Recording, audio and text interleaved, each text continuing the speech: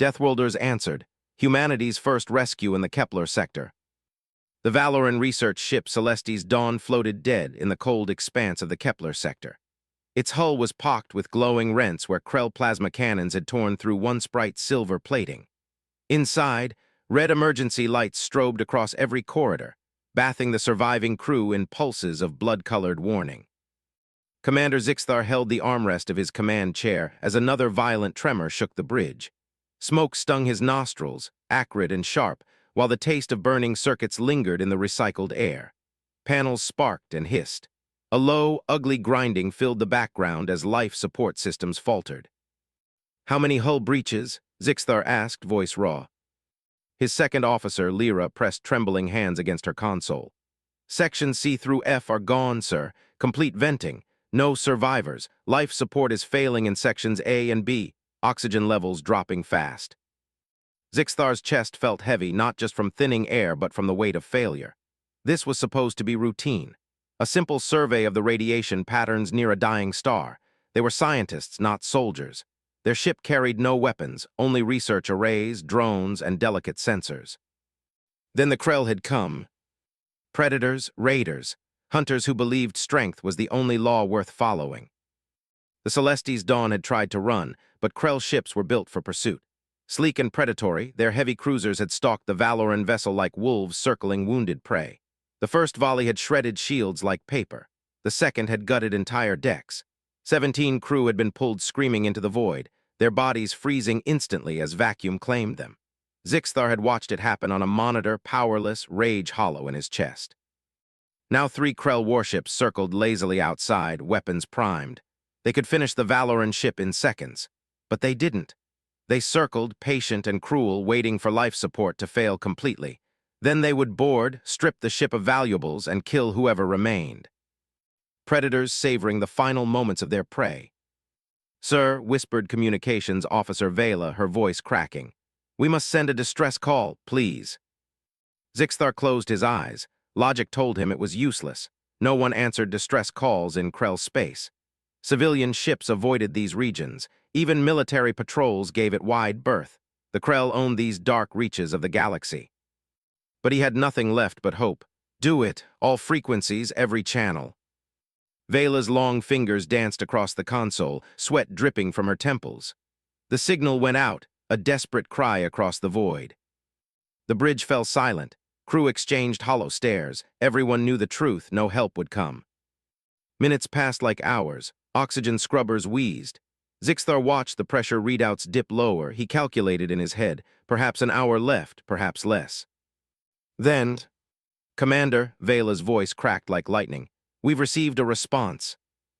Zixthar's head snapped up. "From who?"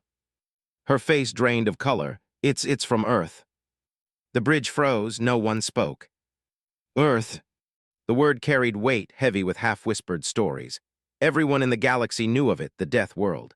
A planet so hostile that 90% of known species could not survive a week on its surface. Gravity too strong, oxygen too high, weather that killed, predators with claws and venom and hunger. A place where storms leveled cities and the ground itself split open without warning. And the humans who called it home. They had adapted to all of it. They had survived. And rumor said they carried that brutal resilience into the stars. "What do they say?" Zixthar asked, his throat dry. Vela's eyes flickered across the console. "They say help is coming. They'll arrive in 47 minutes. 47? The crew stared at her in disbelief. Whispers rippled across the bridge. Some laughed bitterly, some gasped in awe. "Humans," one crew member muttered. "They'll die. 3 Krell heavy cruisers will tear them apart." "They've only had faster-than-light travel for 3 decades, another said. "They're children compared to Krell warlords. What can they possibly do?" Zixthar's mandibles tightened. He stared at the tactical screen, 3 massive Krell ships circling, each one armed with enough firepower to reduce moons to rubble. And against them, humanity. Newcomers, unknowns, bold or foolish, enough to charge into certain death. "Tell them," Zixthar said quietly. "Tell them about the Krell. Warn them what they're flying into." Vela relayed the message. The reply came almost instantly. Her voice shook as she read it aloud. "They say they know, and they're coming anyway." The bridge went silent again. Only the hiss of burning consoles filled the void. Someone laughed, a hollow, despairing sound. They're going to get themselves killed. Maybe, Zixthar murmured, more to himself than anyone else. But at least someone answered. At least we won't die alone. On the view screen, the Krell ships tightened their orbit. Plasma cannons glowed sickly green as they powered for another volley. The predators were done waiting. Zixthar clenched the armrest of his chair. Oxygen levels dipped again. His vision blurred at the edges. He thought of the humans, Deathworlders from a cursed planet, racing across the void. 47 minutes, too long. The Krell were moving in. The Valorans have less than an hour of oxygen. The Krell are preparing to finish them. And across the stars, 3 human ships are burning their engines, racing toward an unwinnable fight. Deathworlders answered, humanity's first rescue in the Kepler sector. The bridge of the United Earth ship Valor was calm, almost unnervingly so, given what they were about to attempt. Admiral Jack Morrison stood with his hands clasped behind his back, eyes locked on the holographic display in the center of the room. 3 crimson markers pulsed on the screen, enemy contacts. 3 Krell heavy cruisers. They dwarfed his own vessels. Morrison's reflection ghosted faintly on the glass. A man in his 50s, hair streaked gray, lines cut deep from decades of service. He had commanded destroyers back when humanity still fought wars only among themselves.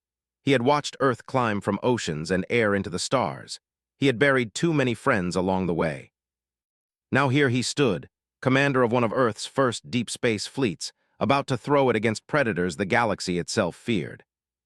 "Sir," said Lieutenant Commander Katie Sullivan, tactical officer, her young face pale in the glow of her console. "Telemetry confirms 3 Krell heavy cruisers. Mass and weapons output confirm classification. Their combined firepower is at least triple our own." "Triple?" Morrison raised one eyebrow. "I was expecting worse." Katie looked up, incredulous. "Admiral, with respect, our 3 cruisers can't win this fight. They're bigger, stronger, and they know it. The Valoran ship has less than an hour of life support. We should wait for reinforcements from the Second Fleet." "ETA?" Morrison asked. 3 hours minimum." Morrison shook his head slowly. "Those people don't have 3 hours, they don't even have one." The bridge crew shifted uncomfortably. Everyone knew what that meant. If they went in now, it was suicide. Katie hesitated, then spoke again. "Sir, the odds." Morrison cut her off with a raised hand. "Lieutenant, let me tell you something my grandfather told me once." The room stilled. Morrison rarely spoke of family. "My grandfather was Coast Guard, rescue swimmer. His job was to jump out of helicopters into hurricane seas to pull drowning people out. One day, someone asked him how he could leap into waters that could swallow him whole. Do you know what he said?" Katie shook her head slowly. "He said because someone was drowning and I could swim." Morrison's voice was low but steady.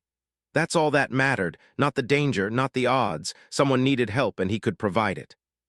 He turned back to the display, to the 3 Krell cruisers circling the wounded Valoran ship like carrion birds. "Well, I can swim, and so can all of you, so we're going to help." Silence, the crew exchanged glances, some swallowed hard, but no one objected. Katie exhaled shakily, then straightened in her seat. "Aye, sir, targeting systems hot." Morrison opened a comm channel to the other 2 ships of his tiny fleet, the UES Roosevelt and the UES Defiant. The faces of Captains Amy Brooks and Steve Palmer flickered into view. "Captains," Morrison said, "we have a hot situation. 3 Krell heavy cruisers engaging a civilian Valoran research ship. 43 souls aboard. Life support critical." Brooks was the first to respond, calm but hard-eyed. "Understood, Admiral. What's the plan?" "Combat formation, Delta. We hit them hard, hit them fast. Don't give them time to coordinate." Palmer frowned. "Sir, the Krell don't run, they'll fight to the last." Morrison's lips curved into the faintest smile. "I'm counting on it. They think they're apex predators. Time to show them what real predators look like." Brooks nodded firmly. Palmer hesitated, then squared his shoulders. Both of them were in. The decision was made. "All ships," Morrison ordered, "prepare for maximum burn. Navigation, plot a quantum insertion point on top of those Krell ships. Tactical, load all railguns. I want missiles prepped with kinetic penetrators." Katie's fingers danced across the console, her voice cool now that the choice was set. "Weapons hot. All systems green." Morrison nodded. Engage quantum drives. The Valor shuddered as the engines roared. On the external display, space itself seemed to fold, rippling as the three human ships formed up into a tight triangle. The Valor at point, the Roosevelt and Defiant flanking like hunting wolves. As the distortion of faster-than-light travel wrapped around them, Morrison stared at the crimson markers on the tactical board. 3 against 3, heavy cruisers against humanity's new warships. The galaxy thought Earth was untested, fragile, inexperienced. Maybe they were right. Maybe this would be humanity's last stand in the stars. But Morrison felt no hesitation. He knew why they were going. Because someone was drowning. Meanwhile, aboard the Krell flagship Bloodfang, Commander Thraxel reclined in his command chair, mandibles clicking in amusement as his prey drifted helplessly on his screens. The Valoran ship's lights were dimming, oxygen nearly depleted. Soon his warriors would board, take what they wanted, and slaughter what remained. Tradition. The strong feed, the weak perish. Then his sensor officer stiffened. Commander, quantum signatures detected, 3 vessels emerging from FTL. Thraxel growled, "Show me." The display shifted. 3 small cruisers, human registry, dropping from the distortion field. Thraxel's mandibles clicked sharply. Humans. He had heard the rumors, Deathworlders from a cursed planet, their world so hostile it should have killed them long ago. He had dismissed those stories as exaggeration. Every species whispered tales of monsters. "Class," Thraxel demanded. "Cruiser class, sir. Weapons output." The officer hesitated, eyes wide. "Sir, these readings cannot be correct. They register equivalent to battleship grade." Thraxel snarled. "Nonsense. They are children, newcomers, average at best." He stood, towering over his crew. "Battle stations. Ready all plasma cannons. We'll tear them apart and hang their corpses in the void." Aboard the UES Valor. Katie's voice broke the silence. "Quantum insertion complete. Enemy ships in visual range." On the view screen, 3 Krell cruisers loomed, massive and bristling with weapons. Their green plasma cannons glowed like 6 suns.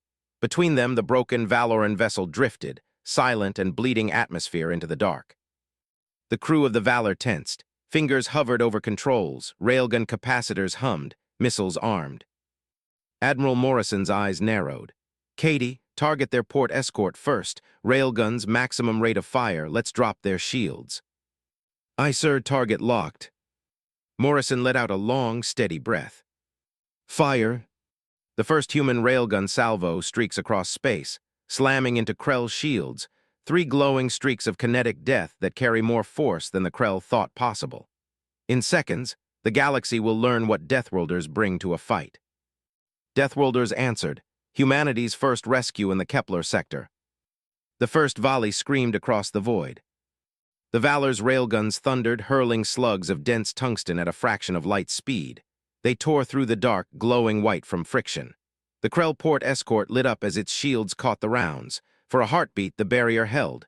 Then it collapsed. The next salvo smashed straight into the hull. Armor plating, meant to withstand energy fire for hours, shredded in seconds. Gouts of fire and atmosphere erupted from the wound as the Krell ship shuddered under the impossible impact. "Direct hit," Katie shouted. "Shields down, hull breaches on multiple decks." Morrison didn't flinch. "Keep firing, don't let them breathe." The Roosevelt swung wide, unleashing a spread of missiles. These weren't plasma or beam weapons. They were brutal mechanical spears tipped with warheads. The missiles streaked toward the Krell escort, twisting past defense fire, then bored into the open wound left by railguns. They detonated from inside. The Krell ship buckled, explosions ripping outward like a volcanic eruption. Secondary blasts cascaded along the length of the hull until the entire ship tore in half, venting flame and debris into the void. The Valoran bridge went silent. They had expected humans to die in minutes. Instead, 1 Krell cruiser had been gutted in less than 60 seconds. Commander Zixthar whispered to himself, "By the stars." On the Krell flagship Bloodfang, Thraxel staggered as the deck jolted beneath his feet. His mandibles clacked furiously. "Report." "Port escort destroyed, Commander," his tactical officer cried. "The humans, their weapons." "Impossible," Thraxel roared. "Shield should have held, those were cruiser-class ships." But the evidence floated on his view screen. Half a Krell-heavy cruiser spinning, its wreckage glowing in silent flame. The Deathworlders had slain it in less than a minute. Fear whispered at the edges of Thraxl's mind, but he crushed it. Focus fire on their lead ship, plasma cannons, maximum discharge. Green energy bolts lanced out, thousands of degrees hot, streaking straight at the Valor. Aboard the Valor. Incoming plasma, Katie yelled. Roll her, Morrison ordered. The Valor twisted violently, ventral thrusters firing in perfect precision. Instead of presenting her soft underbelly, the ship turned to show her dorsal armor, thick plating reinforced with ablative ceramic. The plasma bolts slammed into it, exploding in violent green fire. Alarms shrieked, panels flickered, but the plating held. Scorched black scars covered the hull, but no breach. Damage minimal, sir, reported the engineer. Armor integrity at 80%. Morrison's mouth tightened. Not good enough, Roosevelt, defiant, pressed the attack. The Roosevelt darted like a predator around the Krell flagship, firing railgun bursts that hammered at its shields. The Defiant, however, did something different. Captain Steve Palmer pushed his ship forward, straight at the Krell flagship. On the Krell bridge, Thraxl snarled. They're trying to ram us, fools, brace for. But at the last moment, the Defiant rolled onto her side. Panels along her dorsal surface lit up. Every weapon, railguns, missile bays, laser batteries, fired simultaneously at point-blank range. It was a storm of death. The Krell flagship's shields flared, screamed, then collapsed. Armor split apart, gaping holes torn down its length. Explosions burst across 12 decks at once. Systems fried. The Bloodfang reeled, venting fire into space. On the Defiant, Palmer grinned savagely as his ship rumbled. Give M hell. His crew cheered as readouts scrolled. Krell flagship shields gone, multiple reactors failing, life support down on 9 decks. But then the return fire came. The second Krell escort had swung wide, targeting the Defiant with everything it had. Plasma fire hammered her flank, armor screamed and peeled away, warning klaxons filled the bridge. Shields collapsing, shouted his XO. Hold her steady, Palmer barked. We're not done yet. Another salvo tore into them. Sparks showered the bridge, crew cried out. The Defiant shuddered, bleeding atmosphere from 3 decks. Palmer gritted his teeth. If we're going down, we're taking them with us. Aboard the Valoran ship Celestes Dawn, Zixthar and his crew clung to their seats, watching the impossible unfold on their failing screens. Humans weren't supposed to be this strong. They weren't supposed to stand against predators like the Krell. Yet here they were, 3 human cruisers tearing into 3 heavy cruisers like wolves among cattle. Commander, whispered one of his officers, voice trembling, they fight like demons. Zixthar's throat tightened. No, he said softly, they fight like survivors. On the Krell flagship, chaos, fire, screams. Thraxl's command chamber filled with smoke as half his bridge crew lay dead. His tactical officer staggered to his station. Commander, the humans, their ships are reading as cruisers, but their weapons, they strike harder than battleships. This cannot be. Thraxl's mandibles trembled. For the first time in decades of war, he felt doubt. Could the Deathworld rumors be true? Could these soft-skinned newcomers truly be predators greater than the Krell? A warning siren shrieked, Roosevelt flanking us. Thraxl spun toward the screen and saw missiles streaking in, faster than his defenses could intercept. The missiles weren't designed to explode on impact. They burrowed. The Roosevelt's warheads slammed into the Krell escort, boring into its hull like mechanical worms. They tunneled deep into its reactor core before detonating. For a moment, the ship glowed like a newborn star. Then it vanished in a ball of fire, debris expanding outward. 2 Krell ships destroyed, 1 crippled. In less than 5 minutes. On the Valor. Katie's voice was breathless. Sir, 2 enemy cruisers down, flagship crippled. The bridge was silent, save for the hum of railgun capacitors cycling again. Morrison stared at the wreckage, his jaw set. Transmit to the flagship, give them a chance. Katie swallowed, then opened a channel. Morrison's voice was calm, almost conversational. Krell vessel, this is Admiral Morrison of the United Earth Ship Valor. Power down your weapons. Surrender now, or we will finish what we started. On the Krell bridge, Thraxel's mandibles clicked furiously. He stared at his ruined ship, at the flames spreading across his decks, at his terrified crew. His pride screamed to keep fighting, but survival whispered louder. His voice came out like poison. We surrender. The Krell flagship, once predator, now prey, has bowed to humanity. But as surrender echoes across the channel, both Valorans and Krell alike are left reeling with one thought. If humans fight like this, what else are they capable of? Deathworlders answered, humanity's first rescue in the Kepler sector. The battle was over. The silence that followed was almost worse than the thunder of weapons. The wreckage of 2 Krell cruisers drifted as expanding clouds of fire and debris, while the third lay crippled, powerless under the guns of the human fleet. On the Valoran research ship Celestis Dawn, survivors stared at their screens in disbelief. In less than 10 minutes, the Deathworlders had done what no one thought possible. The Predators had been beaten. But Zixthar had no time to process it. His console screamed warnings: oxygen levels critically low, power distribution unstable, hull breaches, bleeding atmosphere. His crew gasped shallow breaths, some already collapsing. Life support is gone, Lyra whispered hoarsely. We have minutes. Then a new voice crackled across the comm. Calm, commanding, human. This is Admiral Morrison of the United Earth Ship Valor. Hold tight, Celestis Dawn. Help is coming. Zixthar exhaled a shuddering breath. The bridge crew wept openly, overcome by relief. Someone had heard, someone had answered. Minutes later, boarding teams deployed. The Valor's hangar doors opened, and teams of humans launched across the void in armored suits. They weren't scientists, not diplomats. These were soldiers, engineers, medics, moving with lethal efficiency. Commander Zixthar watched through the cracked viewport as shapes in bulky armor cut through wreckage with plasma torches, patching holes with glowing welds. Another team hauled a massive replacement oxygen generator, maneuvering it with practiced teamwork. And then they were inside. Smoke parted as a figure in gray and blue armor strode through the ruined corridor. She pulled off her helmet, revealing a face streaked with grease and short blonde hair plastered to her forehead. Her eyes were sharp, alive with relentless energy. "Commander Zixthar?" she asked, voice brisk but not unkind. He blinked, yes. She extended a gloved hand. "Lisa Grant, Chief Engineer Valor, we've stabilized your primary systems and patched the worst breaches. You're not going to die today." Zixthar stared at her hand, then at her steady gaze. Against every instinct, he believed her. "But our own engineers said repairs would take days," he said, bewildered. "We don't even have power." Lisa shrugged, already turning to a console.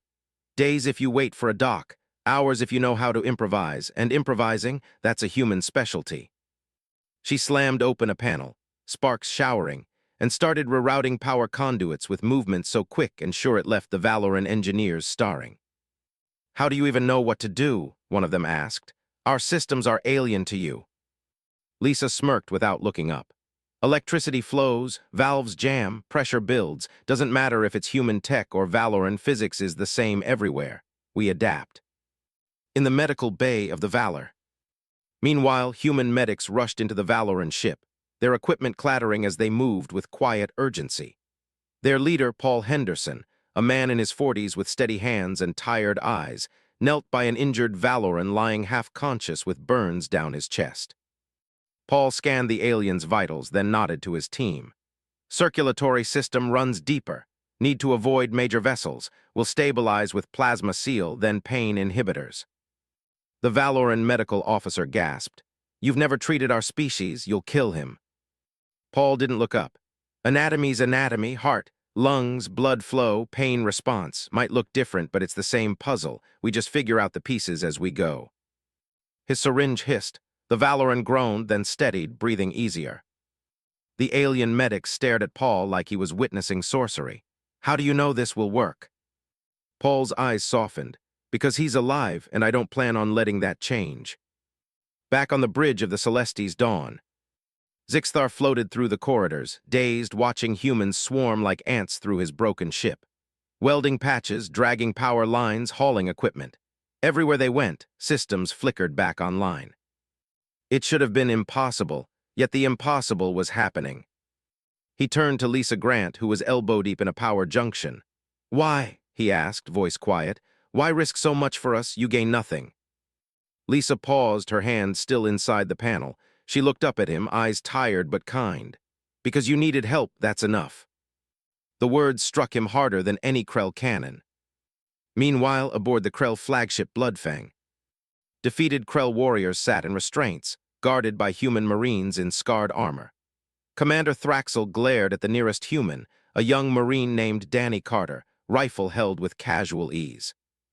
You're from the Death World? Thraxel hissed. Danny glanced at him. Earth, yeah, born in Colorado.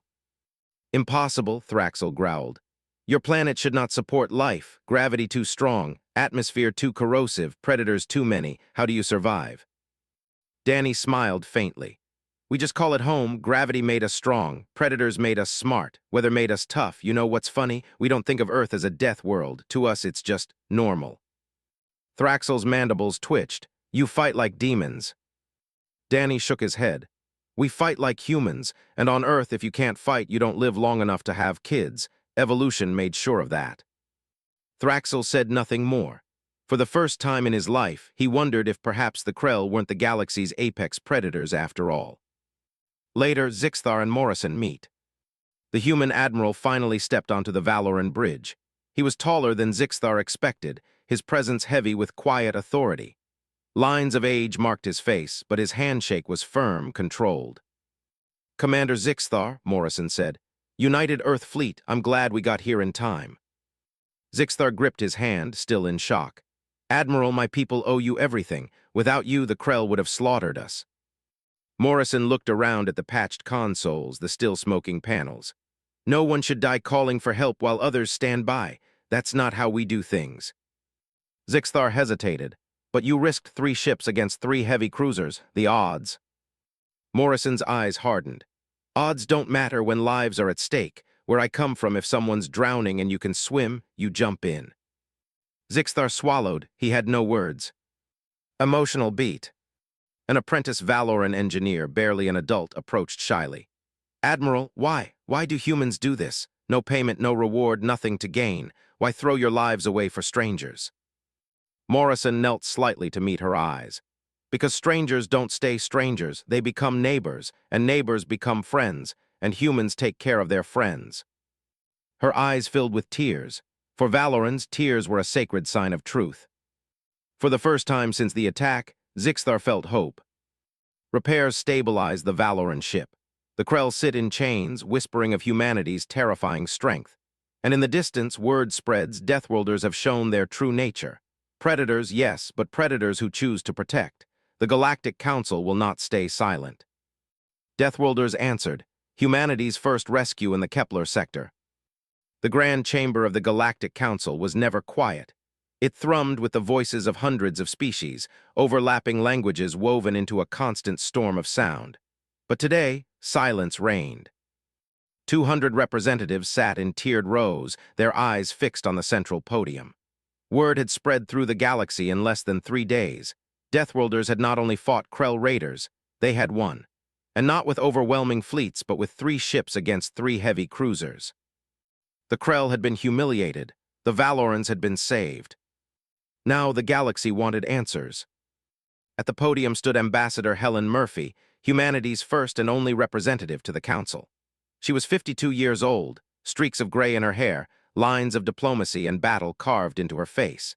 She wore no elaborate robes or jeweled insignias, only the dark blue of Earth's diplomatic corps. Her voice carried steady through the chamber's translators, resonating in 300 tongues at once. Esteemed representatives, she began, I stand before you not to apologize for humanity's actions in the Kepler sector, but to explain them. Murmurs rippled. Some species leaned forward with interest. Others narrowed their eyes in suspicion. She continued, 3 days ago, a Valoran civilian vessel transmitted a distress call. It was crippled, its crew dying. The Krell were circling, preparing to board. Our fleet responded. The Krell ambassador exploded from his seat, mandibles clacking furiously. He was massive, armored carapace gleaming black under the chamber lights. Responded, he spat, his translator twisting the guttural clicks into harsh words. You mean attacked. You destroyed one of our ships and crippled 2 more. This is an act of war. Gasps and murmurs rose across the chamber. Murphy did not flinch. Your ships were attacking civilians. That is not war, Ambassador. That is piracy. Under the Galactic Convention, any vessel may intervene. You twist words, the Krell roared. You are newcomers, untested, weak, and yet your ships, he pointed a claw at her, your ships wield weapons beyond their classification, stronger than battleships. How can this be? You are a threat to all civilized species. The chamber stirred, some nodding, others whispering. Murphy's eyes narrowed. This was the moment she had prepared for. Representative, let me tell you about Earth. The words fell heavy, the chamber stilled. You call it a death world. That is true. Our gravity is higher than most species can endure. Our atmosphere contains 21% oxygen, toxic to many of you. Our weather is violent, storms that flatten cities, earthquakes that split continents, volcanoes that darken the sky for years. She let that sink in. Some representatives shifted uncomfortably. And that is only the planet itself. Our world is alive. Our seas hold predators that can swallow ships whole. Our jungles crawl with venomous creatures. Our skies carry disease on invisible wings. Every day, survival is a battle. On Earth, if you are not strong, not smart, not adaptable, you die. The chamber was silent. Even the Krell ambassador hesitated. A voice rose from the Xerian representative, crystalline and cold. Then how did you survive? Murphy looked up, her eyes sweeping the chamber. By adapting, by learning, by fighting. Every human alive today is descended from those who endured storms, earthquakes, predators, disease. We did not choose to be strong. We had no choice. It was survive or go extinct. You admit you are warriors, hissed another delegate. No, Murphy said firmly. We admit we are survivors, and yes, survival meant we learned to fight. We became skilled in violence because violence was part of our reality. But that is only half the truth. She paused, letting her next words strike like thunder. The same world that forced us to fight also forced us to cooperate. When a hurricane is coming, you don't ask who your neighbor worships. You help them board their windows. When the ground splits open in an earthquake, you dig strangers out of the rubble. On Earth, compassion is survival. We help not because it is profitable, but because one day we may be the ones in need. Her words rang through the chamber like a bell. The Krell ambassador sneered. Pretty speeches, but actions speak louder. You spread your ships across sectors. You arm them like predators. You call it rescue. We call it conquest. Before Murphy could respond, another voice cut across the chamber, clear, resonant, and trembling with emotion. It was the Valoran representative. Tall and luminous, her pearl-colored skin shimmered under the lights. She stepped forward, her hands clasped tightly in front of her. Ambassador Murphy speaks the truth, she said. My people bear witness. The humans came when no one else did. They fought 3 heavy cruisers with only 3 of their own, and they saved 43 lives, our lives. Her voice broke slightly. No one else answered our call, only the humans, only the Deathworlders. The chamber erupted. Some species shouted in support, pounding the rails. Others hissed and cursed, demanding restrictions. Fear clashed with admiration, suspicion with awe. Murphy stood calmly through the storm, her expression unwavering. She had delivered the seed. It was already growing. The Xerian representative raised his crystalline hand, calling for silence. Slowly the chamber quieted. Ambassador Murphy, he said carefully, if you claim humans act not from profit nor conquest, then tell us plainly, what do you seek in return for such actions? Murphy looked around the chamber, meeting the eyes of friend and foe alike. Nothing, she said simply. We seek nothing. We will continue to answer distress calls. We will continue to protect civilians, not for territory, not for payment, because it is right. A murmur rolled through the chamber, shock, disbelief. To many, the concept was alien. The Krell ambassador slammed a clawed fist onto his rail. Then you are liars. No species risks itself for nothing. Murphy turned toward him, her voice like steel. Then perhaps that is why no one else came. The words cut through the chamber like a blade. Silence fell. Representatives glanced at one another, uneasy. The truth was undeniable. The Valorans had called for help, and only humans had answered. The council sits divided, fearful of human strength, unsettled by their motives, yet shaken by the truth that only the Deathworlders had come. And across the chamber, whispers begin. What if the galaxy's most dangerous species also became its guardians? 6 months had passed since the Kepler incident. 6 months since 3 human cruisers had defied impossible odds and shattered the Krell's myth of invincibility. 6 months since a Valoran crew had been plucked from the jaws of death because the Deathworlders chose to answer. The galaxy had not been quiet. The Krell screamed for war. Some council races whispered of sanctions, restrictions, anything to cage humanity before they grew too dangerous. But other voices, smaller, quieter, began to speak up. The voices of those who had been saved. Only the humans came. The words echoed across trade networks, border colonies, refugee stations. Every civilian who had lost someone to pirates or raiders repeated it. Every crew that had sent a distress call into silence remembered it. The Deathworlders had come. Earth heard them, and Earth answered. The Rapid Response Fleet. From orbital shipyards above Luna and the shiprings of Mars, new vessels slid into the void. They were not battleships built for conquest. They were not sleek science vessels meant only for study. They were something different, hybrids designed by engineers who knew Earth's creed by heart. Each ship carried firepower enough to stand against raiders. Each carried medical bays large enough for hundreds of patients. Each carried modular engineering equipment, able to repair engines, patch hulls, or restart a colony's life support. They were warships, hospitals, and lifeboats all at once. Humanity called them the Rapid Response Fleet. 20 ships spread across frontier sectors, ready to move at a moment's notice. Their unofficial motto came from Admiral Morrison's speech after Kepler. If someone is drowning and you can swim, you jump in. And so they swam. Aboard the UES Guardian. Captain Ryan Foster leaned forward in his command chair, dark eyes scanning the stream of data running across his hollow display. The Guardian was one of the newest vessels, her hull still gleaming silver, her engines thrumming with power. Faster than most cruisers, armored like a predator. But Ryan didn't think of her as a predator's ship. He thought of her as a lifeboat. He was 38, hair cut short, face marked by quiet lines of fatigue. 15 years in Earth's Navy had taught him to fight. The last 6 months had taught him something more important, how to save. His comm officer, Lieutenant Corinne White, glanced up from her console. She was young, barely 26, but sharp and tireless. Captain, I've got a distress beacon. Civilian transport, Andorian registry, engine failure, life support degrading. Ryan was on his feet instantly. Location. Grid reference 77. Distance, 0.42 light-years. ETA 32 minutes at maximum burn. Plotted engineering, I want every ounce of speed we've got. Medical prep triage, tactical stand ready in case this isn't mechanical. The bridge came alive with motion. No hesitation, no debate. This was what they existed for. In the engine room, Chief Engineer Marcus Webb, a grizzled veteran with gray in his beard and hands scarred from plasma burns, pushed his systems to the edge. Engineering to bridge, I can give you 105% on the quantum drive. We'll shave 2 minutes off. Good work, Marcus, Ryan said.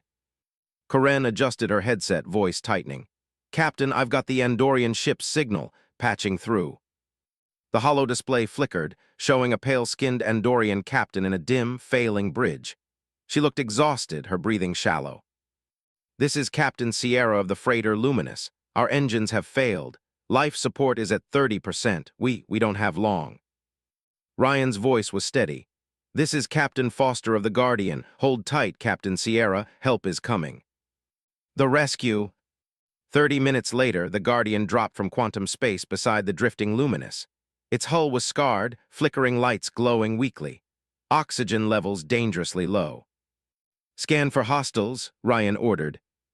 No other ships in range, Corinne confirmed. Looks like a genuine failure. Launch rescue teams. Human engineers in EVA suits shot across the gap, thrusters carrying them to the broken freighter. Marcus Webb led the charge, a toolkit strapped to his back. He entered the darkened engineering bay, eyes scanning the damage. Main engines fried, power coupling overloaded, life support, running on fumes. All right, people, you know the drill. Team 1, get life support stable. Team 2, restart power flow. Team 3's with me on the reactor bypass. The humans worked like they'd done this 100 times. Welding, cutting, rerouting power, patching panels. Sparks showered the bay. Andorians watched, stunned. One of them whispered, They've never seen our systems before. How can they know what to do? Marcus didn't look up from his panel. Basic principles, power generation, distribution, consumption, doesn't matter what species made it. Physics is universal, we just find the problem and fix it. 15 minutes later, life support roared back online. Oxygen flooded the corridors. The Andorians gasped deeply, tears rolling down their faces as air filled their lungs. Within 25 minutes, engines rumbled back to life. Not perfect, not elegant, but enough to limp to safety. Aftermath on the bridge of the Luminous. Captain Sierra stood before Ryan Foster, eyes glistening. We thought we would die out here. No one else was close enough to help, but you came so quickly. Ryan shifted, uncomfortable with the gratitude. That's why we're here, so no one has to die waiting for silence to end. Sierra tilted her head, frowning softly. But why? You gain nothing from saving us. No profit, no advantage. Why risk yourselves for strangers? Ryan's gaze was steady. Because where I come from, if someone's drowning and you can swim, you jump in. You don't ask if they can pay you. You don't calculate the odds. You just swim, even for strangers, especially for strangers. He paused. Besides, you're not strangers anymore, you're neighbors, and humans take care of their neighbors. Sierra's lips trembled. She gripped his hand tightly. Then may the galaxy never forget what you've done. Back on the Guardian, Karen turned in her seat, glancing at her captain. You realize, sir, we've become exactly what the galaxy feared. Ryan raised an eyebrow. Oh. She gave a half-smile. A Deathworld species with advanced warships spread across the stars. Ryan chuckled softly. Maybe, but they feared the wrong thing. They should have hoped for it instead, because we're not here to conquer, we're here to save. Before he could say more, her console chimed, sharp and insistent. Karen's face tightened as she read the incoming signal. Captain, another distress call. Mining colony on asteroid 749. Raiders inbound. 23 people in danger. Ryan's expression hardened instantly. All hands to battle stations, he ordered. Set course for the colony, maximum burn. The Guardian's engines roared to life, the ship leaping into quantum space once again. Not for profit, not for glory, but because someone somewhere was drowning. The Rapid Response Fleet has proven itself a force of compassion, but now the Guardian races toward a mining colony under direct attack. Humanity's creed of rescue is about to be tested not against silence, but against blood and fire. The Guardian tore from quantum space like a spear of light. Asteroid 749 filled the viewport, a jagged rock spinning through the void, dotted with domes and mining rigs. But those domes were burning. Bright flashes scarred the surface as raider ships strafed the colony. On the bridge, alarms screamed. Lieutenant Karen White's voice was tight. Multiple hostile contacts, Captain. 7 raider craft, medium gunboats. Shields weak, weapons live. Civilians broadcasting emergency beacons. Captain Ryan Foster's jaw tightened. Helm, bring us in hot. Tactical arm railguns and missile batteries. Engineering, reinforce shields. The Guardian surged forward, engines flaring. Sir, raiders are firing on the domes, Karen cried. Ryan's voice was calm steel. Not on my watch, weapons fire. The clash. Railguns thundered, tungsten slugs streaking across the void. The first raider exploded instantly, torn apart by sheer kinetic force. The second tried to dodge, only to be gutted by a spread of missiles.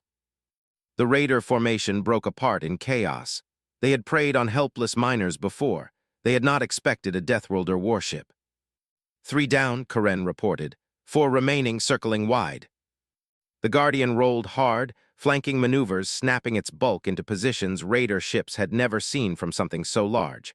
The next salvo crippled another gunboat. But the raiders were desperate. 2 doves straight toward the colony, guns blazing. Ryan's eyes narrowed. Defensive intercept now. The Guardian's dorsal cannons opened fire. Slugs shredded 1 raider mid-dive, scattering flaming wreckage across the asteroid's surface. The second slipped through, strafing a mining dome. Inside the dome, miners screamed as glass cracked and atmosphere vented. Sir, Karen shouted, breach in Dome 3. Ryan's fists clenched. Medical teams on standby, engineering prep EVA teams, tactical disable that raider. Missiles streaked from the Guardian, chasing the fleeing raider. They caught it mid-turn, ripping its engines apart. The ship spun helplessly before detonating in silence. The rescue under fire. "Drop rescue shuttles," Ryan barked. The Guardians' hangars roared open. Shuttles launched, packed with Marines, medics, and engineers. They streaked toward the damaged domes, cutting through smoke and fire. Inside Dome 3, chaos reigned. Air vented through shattered panels. Families clutched children, eyes wide with terror as alarms wailed. Then the humans arrived. Armored Marines forced open blocked corridors, carrying civilians 2 at a time to emergency shelters. Engineers welded patches over breaches, sparks showering. Medics moved quickly, treating burns, stabilizing oxygen-starved miners with injections and respirators. One young Andorian miner, coughing blood, stared up at the human medic crouched over him. Why risk this? Raiders will return. You'll die here too." The medic tightened the seal on his respirator. "Because you needed help, that's enough." Back on the bridge. "Sir," Karen reported, "2 raiders left. They're retreating into the belt." Ryan's eyes stayed cold. "Let them run. They've seen what happens when predators hunt where we patrol." The bridge exhaled together. The battle was over. "Status on the colony?" Ryan asked. Karen's console lit up with reports. "Damage severe but contained. Casualties minimal thanks to engineering teams. Dome 3 stabilizing. Civilians evacuated safely." Ryan leaned back slowly, the tension finally leaving his shoulders. "Good work. Tell the colonists they're safe now." The miners, thanks. Later, Captain Sierra of the Luminous, the Andorian freighter saved days earlier, transmitted a message. She had been docked at the colony when the raiders struck. Her face filled the Guardian's screen, eyes shining. "Captain Foster, again your people saved us. Twice now, Deathworlders have stood where no one else would. The galaxy calls you predators. I say you are guardians." Her voice cracked. "May the stars remember that." The galaxy reacts. News of the battle spread within days. Footage of the Guardians' fight, the evacuation of civilians, and the humans patching alien domes with fire at their backs lit up council channels. Once again, the whispers returned, louder this time. Only the humans came. In markets, traders debated it. In colonies, parents repeated it to their children. Even in the council's marble halls, species that once dismissed Earth now spoke of them with something new. Not just fear, not just suspicion, but respect. The council debate. An emergency session convened. The Krell ambassador demanded censure, his mandibles snapping. "They are predators. They spread warships across the stars. They impose their morality on us all." But the Valoran representative stood, voice steady. "Predators, yes, but predators who guard the flock. Without them, my people would be ash. Without them, these miners would be corpses. Tell me, Council, would you rather the Deathworlders had stayed home?" The chamber erupted. No one could answer. Legacy. Weeks later, Commander Zixthar stood once more under the starlight. His repaired ship floated safe within Valoran space, his crew alive because of the Deathworlders. He spoke to his people, his words carried across their networks. "When we called for help, only the humans answered. Remember that? When others weighed risk and reward, they did not hesitate. They swam because we were drowning. They fought because predators hunted us. They saved us because they could." His mandibles tightened, his voice hard with conviction. "They are from a death world, yes, but perhaps it takes a death world to truly value life." Epilogue on the Guardian. Ryan Foster stood on the bridge. The stars spread endless before him. His crew worked quietly around him, ready for the next call. Karen spoke softly. "Do you think they'll ever stop calling us Deathworlders?" Ryan smiled faintly. "Probably not, but maybe one day they'll understand what it really means. That being from a death world doesn't make us monsters. It makes us survivors. It makes us neighbors. It makes us the ones who don't turn away." Her console chimed again. Another distress call, another voice crying into the void. Ryan straightened. "Plot a course, maximum burn, someone's drowning." The Guardian turned, engines flaring, leaping into the dark. And across the galaxy, a new reputation grew, carved not in conquest but in rescue. When the call came, the Deathworlders answered.